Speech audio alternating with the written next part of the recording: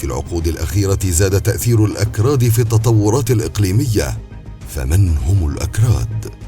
وما هي قصتهم؟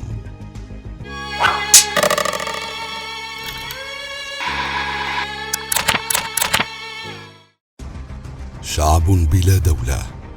الأكراد شعب بلا دولة موزع على 5 دول، يسكنون المنطقة الجبلية الممتدة على الحدود في تركيا والعراق وسوريا وإيران وأرمينيا، ويعدون رابع أكبر مجموعة عرقية في الشرق الأوسط، لكن لم تكن لهم أبدا دولة مستقلة.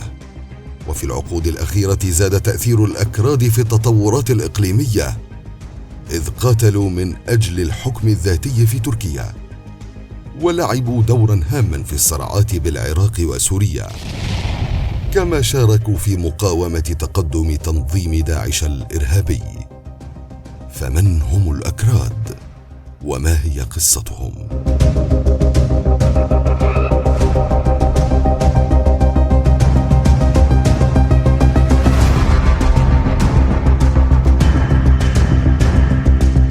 عاش الأكراد حياة قائمة على الرعي في المناطق الجبلية المرتفعة. عرف عنهم منذ القدم نزعتهم نحو الانطوائية، وطالما حرصوا على استقلالية لغاتهم الخاصة التي تمزج بين الفارسية والآرامية، وكذلك تمسكوا بعاداتهم وتقاليدهم التي تحكم مجتمعاتهم بهذه النزعة الاستقلالية.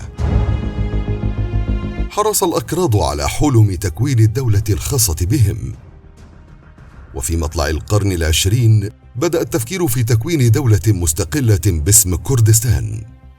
وبعد هزيمة الدولة العثمانية في الحرب العالمية الأولى، وضع الحلفاء الغربيون المنتصرون تصورا لدولة كردية في معاهدة سيفر عام 1920، إلا أن هذه الآمال تحطمت بعد 3 سنوات إثر توقيع معاهدة لوزان التي وضعت الحدود الحالية لدولة تركيا بشكل لا يسمح بوجود دولة كردية. وانتهى الحال بالأكراد كأقليات في دولهم السابق ذكرها، وخلال السنوات الماضية سحقت أي محاولة كردية لتأسيس دولة مستقلة. وفي عام 2013 توجهت أنظار تنظيم داعش إلى 3 مناطق كردية في سوريا، وأطلق التنظيم هجمات متكررة نحوهم، وظلت وحدات الحماية الشعبية تتصدى لهذه الهجمات حتى منتصف عام 2014.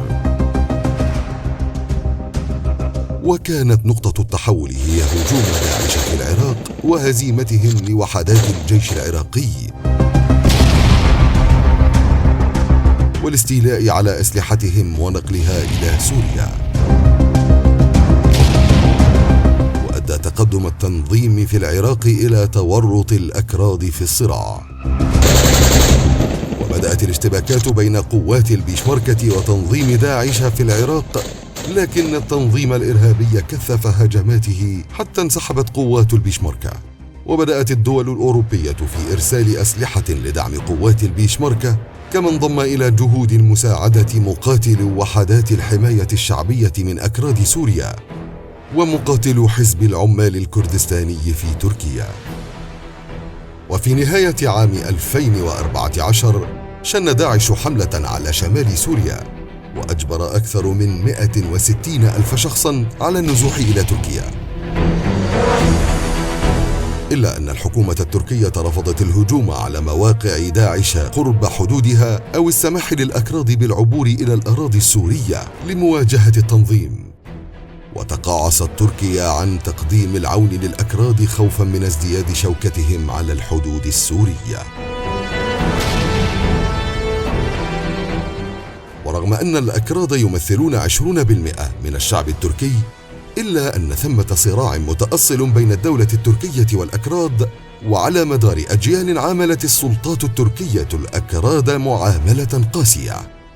ونتيجة لحركات التمرد التي قامت في عشرينيات وثلاثينيات القرن الماضي، أعيد توطين الكثير من الأكراد وحظر استخدام اللغة الكردية، وأنكر وجود الهوية العرقية الكردية، وأشير للأكراد باسم أتراك الجبال.